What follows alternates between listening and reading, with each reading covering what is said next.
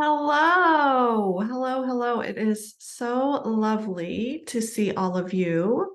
Thank you for joining this session on amplifying the power of mentorships. I don't know about you, but I was really engaged with the nice music, the intro in.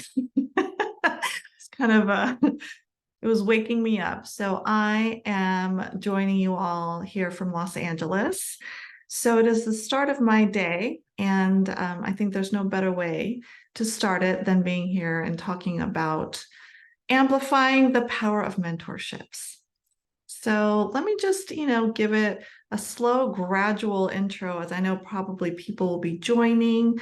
This is going to be a very interactive session. So, what I would love for you to do is engage with me through chat while we wait for everybody. Let's just give it a minute or two and tell me where you are joining me from.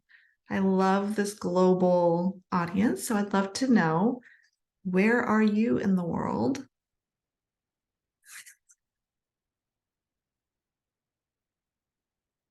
Look at this. Wow, South Wales, Abu Dhabi, Netherlands, Luxembourg. Spain, hello, London, UK, Berlin.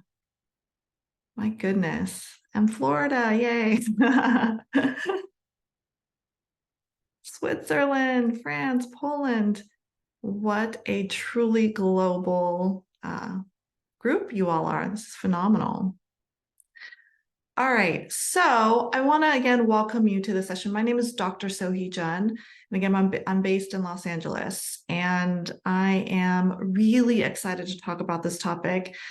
One, for the ways in which it has shaped my life, but also with my recent experience with the power of mentoring, both as a mentee and as a mentor. So we're going to dive into this, and I want you to know that, again, this is going to be a very interactive discussion because I am not a talking head. I believe in engaging in conversation and hearing from the collective wisdom in the room.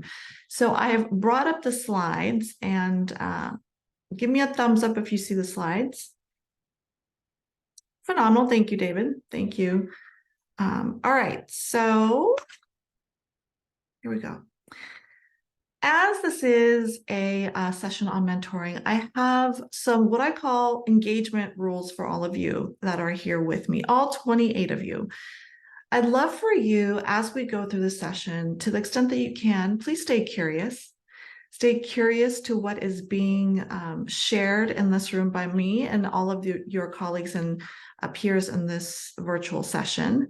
And what that also means is that to stay curious, you'd have to embody a mindset of suspending judgment. So suspend judgment to the extent that you can and be open to what's being shared with you. And the next three, I think, go together. It's really about, this is your time. You are here with me from every corner of the world, and you're here for a reason, to learn about and engage in and really talk about mentoring in uncertain times and how to amplify that. So please engage, ask the question, and put it all in chat, and I'll try to get to it as quickly as I can. So, do those sound like fair rules of engagement? And every once in a while, you might hear my kids and my dogs in the background, and that's the world we live in, right? Everything's merging, work and life. So, all right. Who am I? Let me share a little bit more about myself. I am let's get, through the resume stuff first. Premier leadership coach. I work specifically with highly successful, high achieving female executives, founders, and leaders with a specific niche in working with Asian females. I coach from lived experience. I am all of those things I just said. I'm a founder. I've coached and led teams internally in my corporate life when I worked at entertainment, engineering, and financial services. And so now in this part of my life, I give and I serve as a premier leadership coach. I'm also an Amazon bestselling author. I have written a book called Mommy Tracked: How to Define Success and Take Authentic Risks on Your Own Terms. And again, not a book just for moms, but really helping women define success that is unique to them. And I do have to plug that I have a second book coming out in March 2024, all about the mindset, because as a coach, I'm a firm believer in the power of mindset. TEDxer as well. I did a talk on thriving through change, and that will be coming out very soon.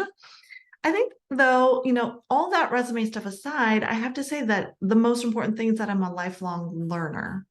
I have a voracious appetite to learn, and I'm reading all the time. At any given time, I have 2 or 3 books that I'm reading. And if anybody needs recommendations, please do let me know in the chat, because I'm happy to send you my latest list of amazing books. And added to that is, that goes really well with that, is the voracious developer as well. Not only am I learning, I am always developing myself, as well as wanting to develop others that have the appetite for it. So that means that I have been a mentor to many, and I've been a mentee as well, and sometimes both at the same time. And, I think that through all of those experiences, I have learned a thing about how to amplify the power of mentoring and mentorship. And so that's what I want to share with you today. And especially as we go through some volatile times, and I would argue that times have always been volatile. It's just the degree to which it is volatile. And, I think in the past few years, we've probably all collectively experienced a lot of volatility. So that's enough about me. Oh, and I also have 3 children and a fur dog and all of that. But what brings you to this session? Tell me in chat. What brings you particularly to this session on amplifying the power of mentorship? Get your typing fingers ready. Put it in chat.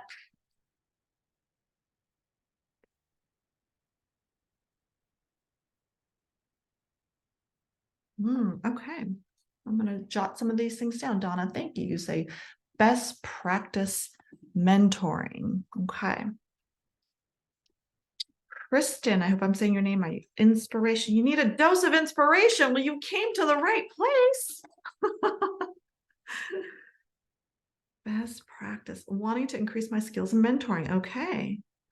Very fair. Increasing skills. And then Lucky, you say these are very uncertain times. Good opportunity to focus on mentoring.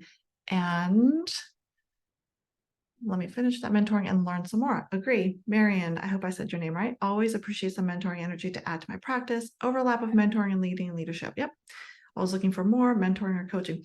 I knew I loved this crowd. You are all voracious learners as well, and developers. Phenomenal. Okay. And also, can you tell me, are all of you coaches as well, or from different backgrounds? Coaches mostly? Okay, cool. Skills, best practices, and for more. Okay, great. Well, I promised to fulfill on at least 80% of what was in. David, I see you laughing. Listen, if nothing else, we're going to have fun through this. That's what I can promise. And I'll try to get to as many of the reasons why you're here.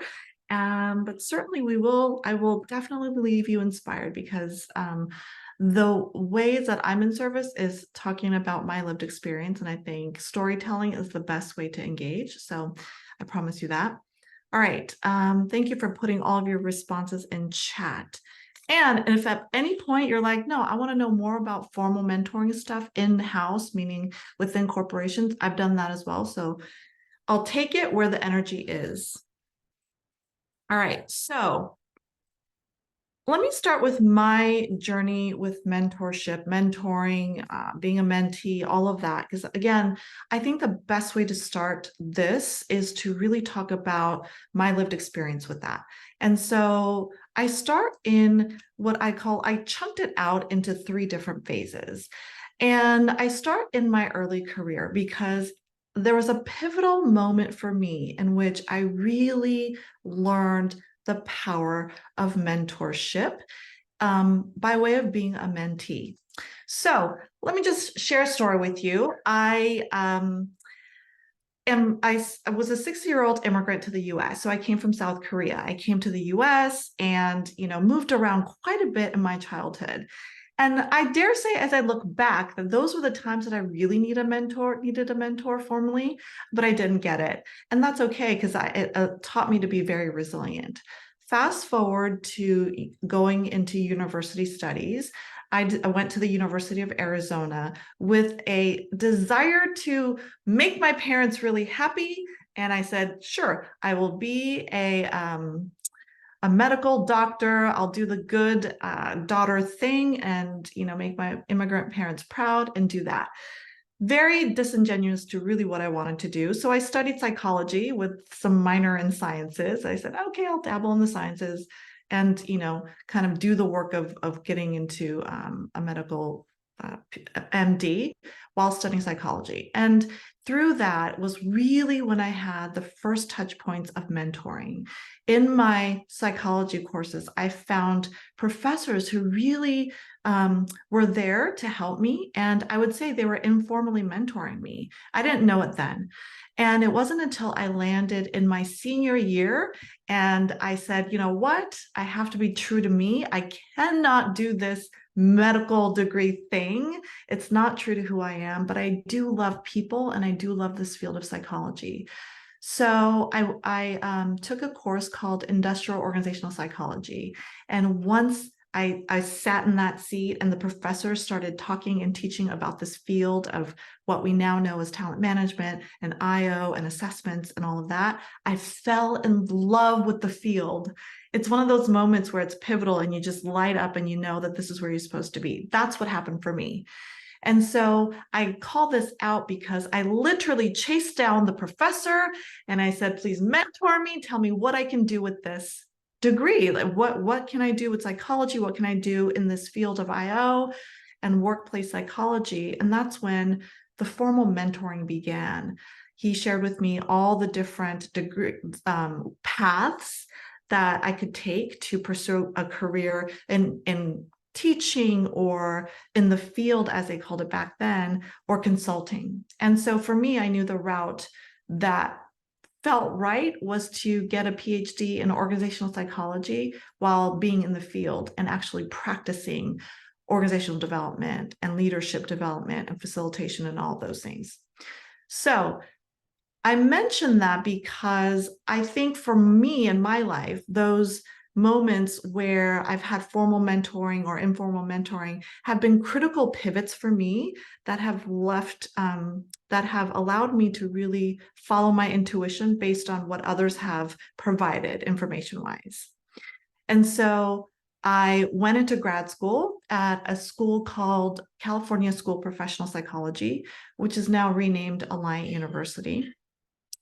And they have this phenomenal program in which they match you with a mentor. And again, another pivotal step for me where I was matched with a senior person in the PhD degree. So she must have been in her junior or third or fourth year of getting her PhD. And she was matched with me. And boy, was I happy for that. Another really critical moment because she took me under her wings and really helped me understand how to navigate the PhD landscape. For any of you who have done that, a program like that, or went into a master's program, it can be very daunting. And so I was ripe for that relationship. I was very ready. So here are some themes that you'll hear about how to amplify the power of mentorship. Not only was I ready and willing, but she was really ready to provide the guidance. And it was very clear in what she could provide me in that relationship. guidance in how to navigate PhD land, which courses might be, really fascinating to take, which professors are great, how to even, hack professoring and who can provide you with, the tips and the tools and how to actually succeed in the classes. But more than that, what I realized in my journey with that mentoring relationship with her, she became my friend. And what that meant is in my mid-career and in my entrepreneurship life, she was critical in providing me with job opportunities that I didn't know how I would land. So when I look back and I say, wow, who are some of those people that were really powerful in shaping me in my career? Absolutely, this wonderful woman named Samantha, who is a dear friend now, our 20-year relationship in. And as a mentee to her, I was able to, at some point in our relationship, provide her with more active, what I will call resources to give back to the relationship. So what you'll notice in the theme of my journey with mentorship is that it's a give and take. In order to amplify the power of mentoring, both parties have to be willing to be completely in it and be generous. And what I would say is really flipping the script on what mentee's role is. So by that, I mean, I have to show up authentically as a mentee and also know that I have things that I can provide the mentor and be totally owning that. So do I have resources? Do I have people that I know that could perhaps, fulfill something for my mentor? And it's being open and knowing that I can serve in the relationship as well. Here's the other thing that I think is pivotal in amplifying the relationship is to know that it is a relationship and that it has to be curated. So let me jump into my mid-career, in which now, moving from PhD program to having landed several jobs, that my first job at Jet Propulsion Lab and then on to the financial services was because of my mentor in grad school. She connected me to the people. So again, like really powerful instances of how mentoring can be beneficial for everyone. So here I am mid-career. I'm now in my stint in entertainment, working for a company like Warner Brothers, or not for like Warner Brothers. I was at Warner Brothers. And this time I was charged with putting together mentoring programs. So not only there, but in my previous life with other companies in engineering and financial services. Not only did I do leadership development work and talent development work, but a part of that is putting together mentoring programs. And so I was now moving less away from having direct mentors in my life shape me, but really helping to shape the programs that companies were wanting to launch and really wanting to amplify this in the companies that I was working for. So it was a different lens. And it allowed me to really sit there and observe and put together programs that were culturally fitting for the company, and also to provide skills to leaders and to employees, or employees and leaders that wanted to be a part of this relationship. And that's what really I started to formalize. Okay, the secret sauce in all of this is to have a mindset of knowing that this is a relationship, that once we take the mentoring and all of the kind of biases that come with that term and really know that this is about relationships and curating that, that's when we get to amplify. That's when both people can show up authentically and less defined by title and less defined by what they think, how they think they should be in a relationship. I don't know about any of you, but I know that, with mentoring, I've had biases about how I should show up as a mentee, ready to take notes and ready to ask all the questions. And if I was a mentor, like ready to serve and ready to, fit into a certain box. But when we kind of break out of that and show up authentically, that's when we're best in service for both the mentee and mentor relationship. My kids keep walking in front of my window, so that's why I'm waving. So let me just pause and see what's coming up in terms of questions, as I have shared this journey so far. What's coming up for all of you?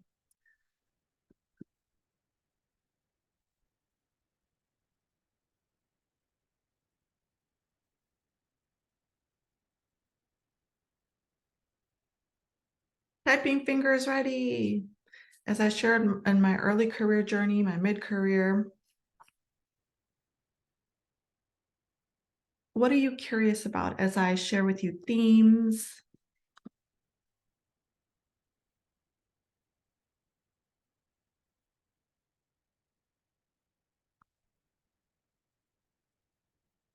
Okay, and as you all are thinking about things and letting ideas and questions percolate, I'll go on about the mid-career and formalizing mentoring programs for companies that I was working for. What I know to be true is that people at that time needed a lot of guidance. For those that were assigned as mentors, one, it was kind of an opt-in volunteer basis. So opting in to be a mentor and matching them with people that really wanted guidance in a certain way, whether it's, hey, I want to meet with somebody that's outside of my department and really expand. So it was really fun to be able to put people kind of like a puzzle piece and match them. Lucky, you say that listening to my story, you're less fortunate in terms of coaching, mentoring. I did my MD and later found the light as I am loving communication and human psychology. Isn't it a great field? Human psychology. It's endlessly fascinating. And I would say, Lucky, you're finding a field that is going to be, even more necessary as we traverse, these volatile times and technology and the ways that technology are advancing certain things, but also disconnecting us in certain ways. So that's an aside. So thank you for being here. Okay, so that was my mid-career. I was so busy putting together programs that I really didn't have formal mentors outside of managers and outside of people that were, formally a leader to me and getting their guidance. Here's what happened in my entrepreneurial life. So in 2017, I left the corporate world to start my own firm, specifically as a coach. And now that I'm 6 years in, I see that I have been on a journey to really intentionally curate mentorships and people that I call my tribe of advocates in my life.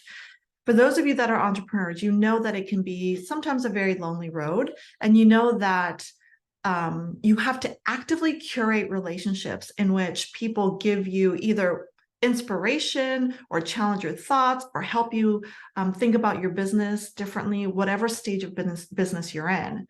And so 2 years into being an entrepreneur, I realized, look, I can only go so far as a person doing this on my own. As I was bringing in people to do work with me, I realized I really need to be very intentional about looking for guidance and advice, and sometimes just, inspiration, or sometimes just a person to vent that has been on this journey before and that is trying to do what I'm trying to do. So I do what I call actively curating. And what that means is I look for people that I admire, that are either in my circle or that have been recommended to me, and I reach out to them and I say, look, I really admire X about you and I'd love to connect, as a way for me to learn from you. And I think, quite honestly, 99% of people really love when the connection is genuine and they hear that there is something about them that that inspires me. So I would always advocate, if you are looking for a mentor or if you're looking for that type of relationship, be very genuine in your approach, because how many of you get hit up on LinkedIn as, hey, I want to connect, and it feels so cold and it feels so salesy, and that is the opposite of how you want to curate a mentoring relationship and amplifying that. Okay, let me look at the in chat, Mary, and you say, the extent to which we share our own journeys as mentors. Yes, sharing your own journeys is a best practice. Many probably recognize this quote: the delicate balance of mentoring someone is not creating them in your own image, but giving them the opportunity to create themselves.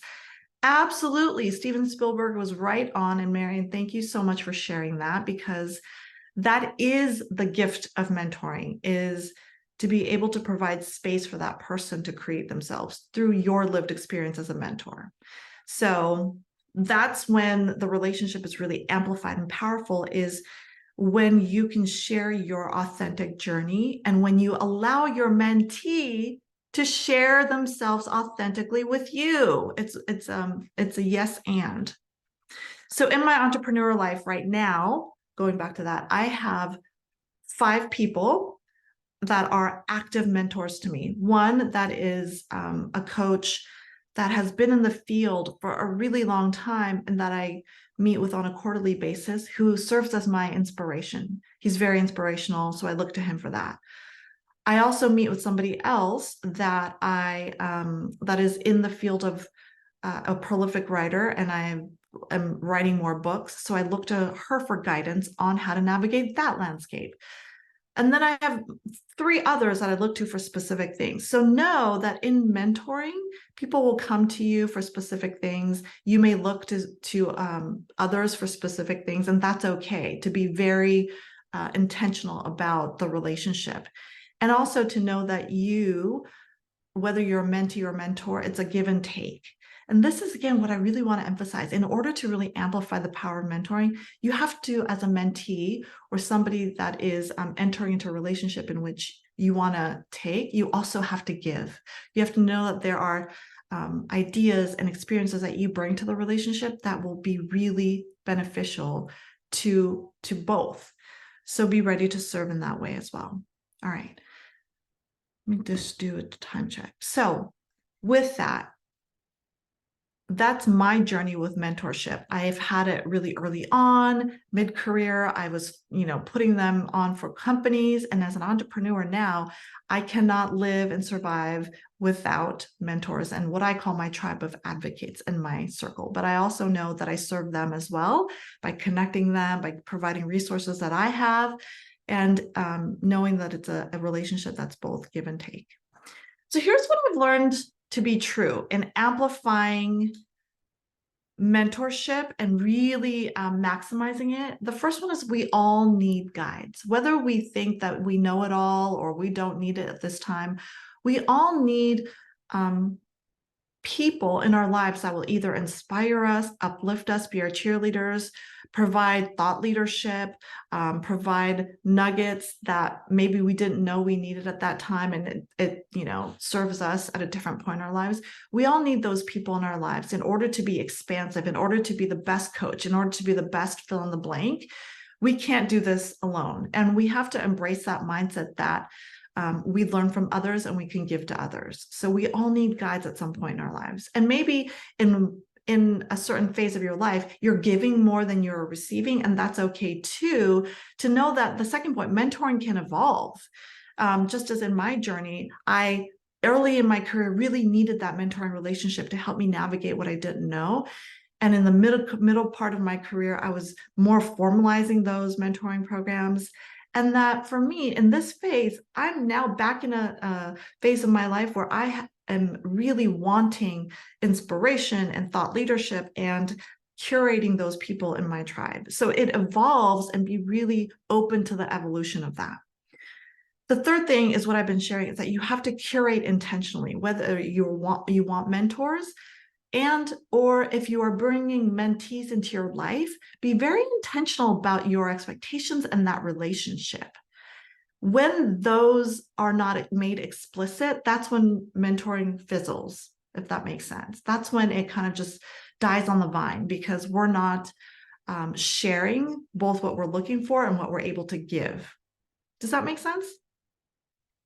And then the fourth is whether you're a mentee or mentor, is to be all in. And that's not to say give all of your time. That's not what I mean at all. It's really about when you're with that person in context, be fully present, put your phone down, stop thinking about the client that you have to serve, or that conversation that you had that was challenging, or the thing that you have to tackle next. Be all in and be very present with them, because really that's how relationships are curated, and that's how trust is built. And isn't mentoring and amplifying mentoring all about trust, right? At the end of the day, it's about trust between the person that you're in context with. And then here's the other thing that kind of blew my mind is that it's okay if the relationship doesn't fit.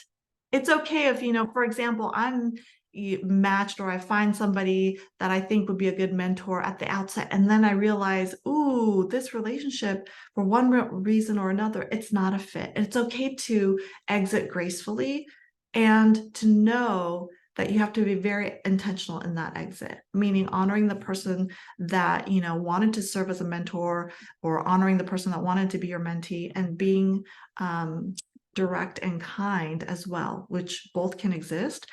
And to say that at this point, being honest and saying it doesn't fit for whatever reason, you would love to still stay in touch or whatever that looks like.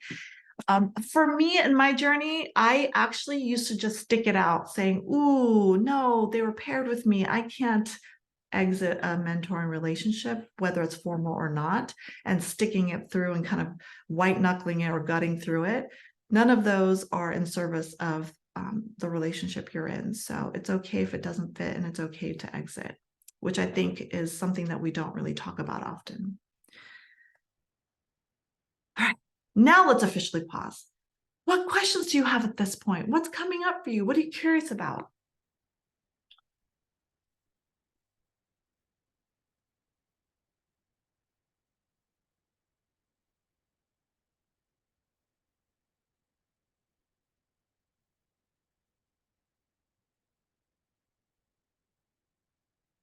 I love all the thinking faces I'm seeing. At least I think that's what it is. I think they're thinking faces.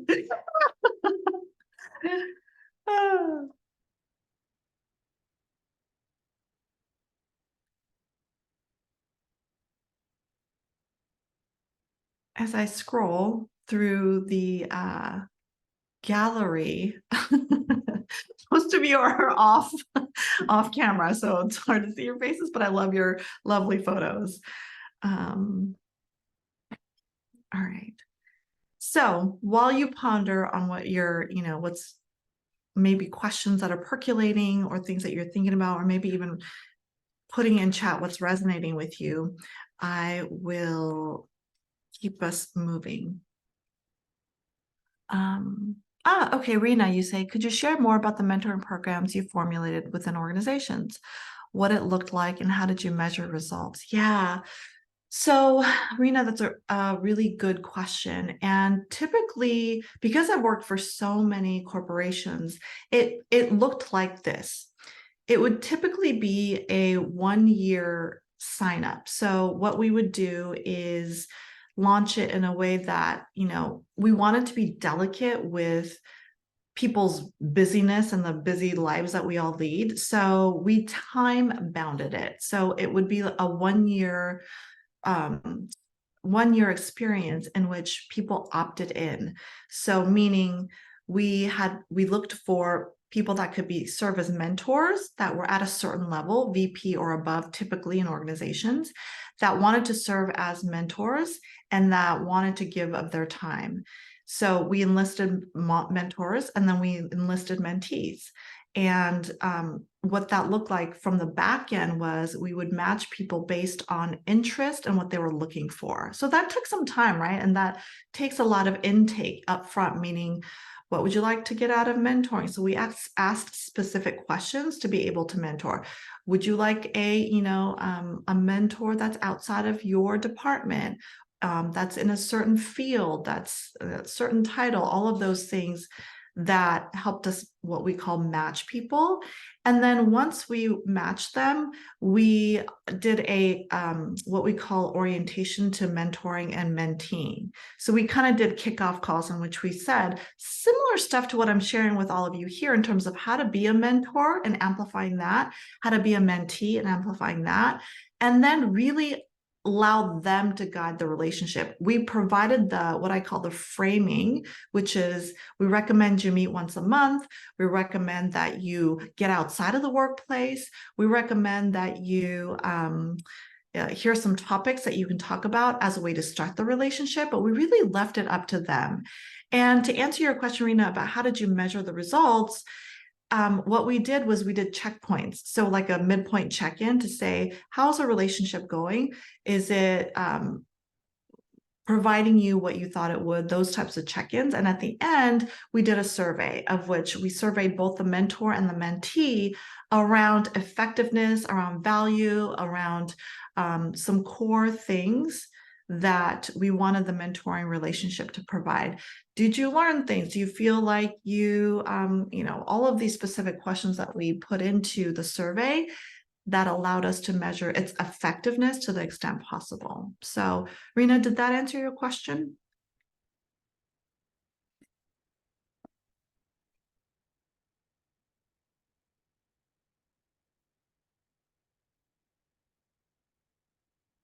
Rena, you're on mute. I see that you're on camera now. It's lovely to see you. Yes, it did. Okay, fantastic. You're welcome. And of course, if you want more specifics, I can get to that offline, but those are the key beats of putting together a mentoring program. And they all take that type of variation, quite honestly. Most recently, as having my own firm, a organization called me in to speak to their Asian women ERG around advocating. And then they asked me to look at their mentoring framework. And it's very similar to that. Kickoffs, some frameworks of how to, shape the relationship, etc.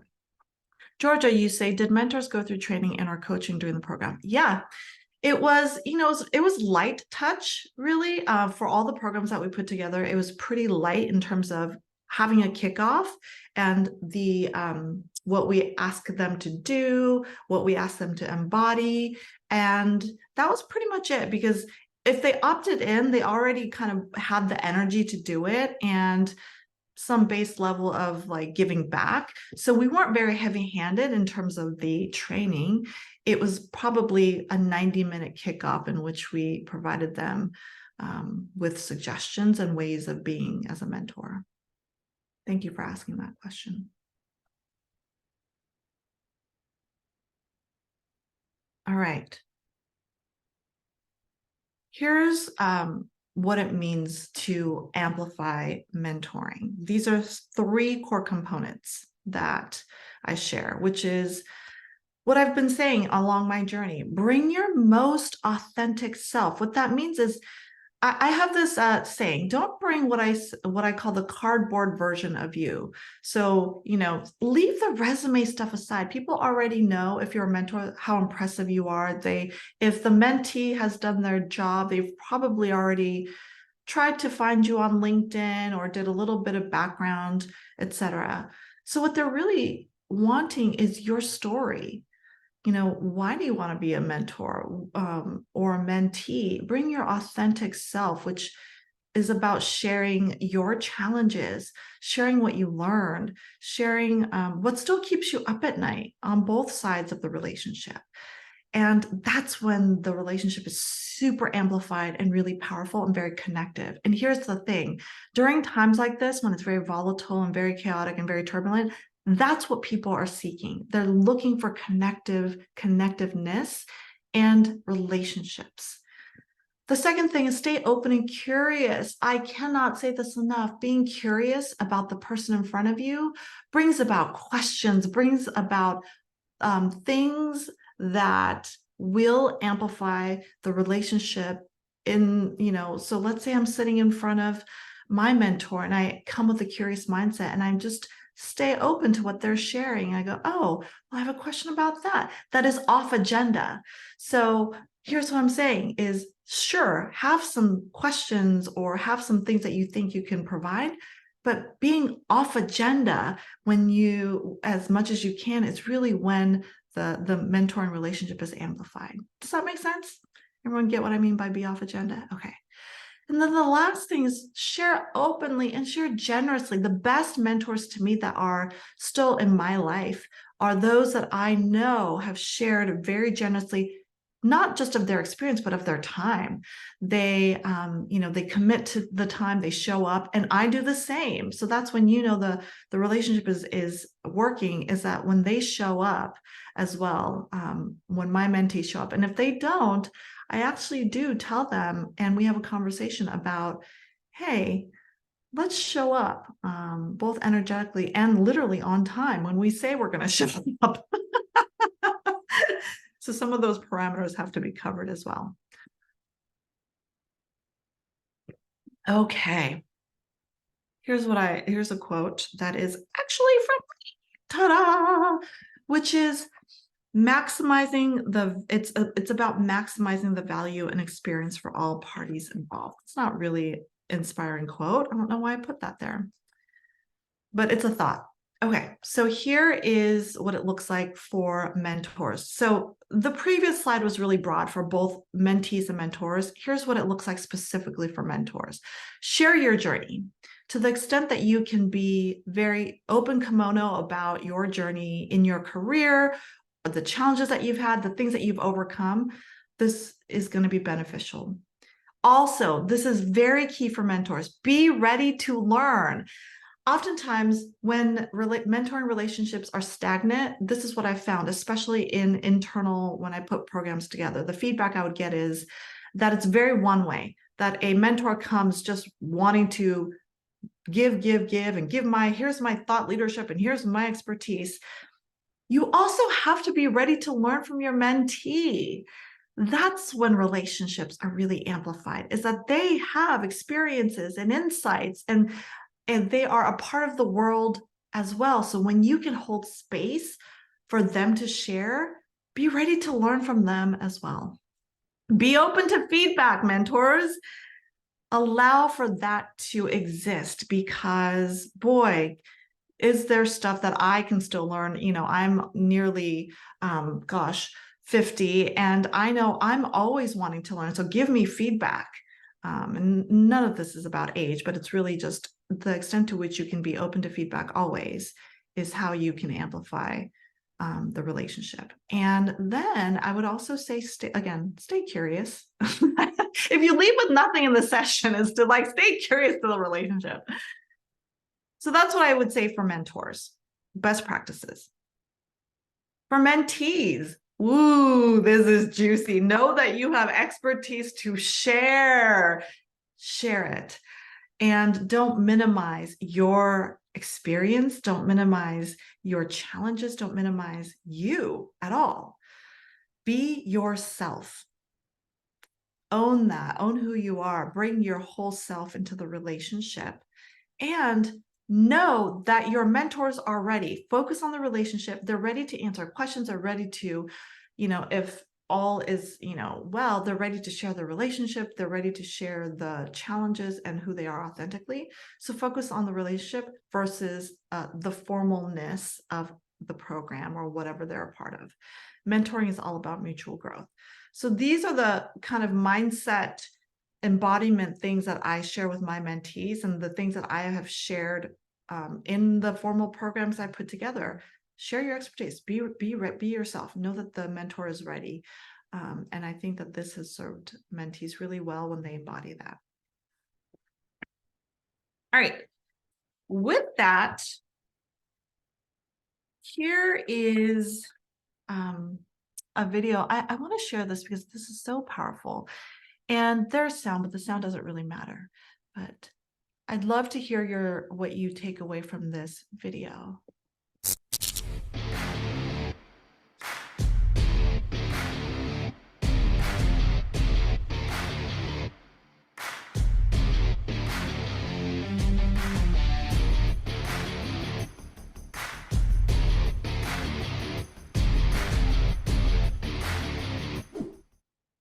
What comes up for you as you saw that video, or as you're thinking about that now?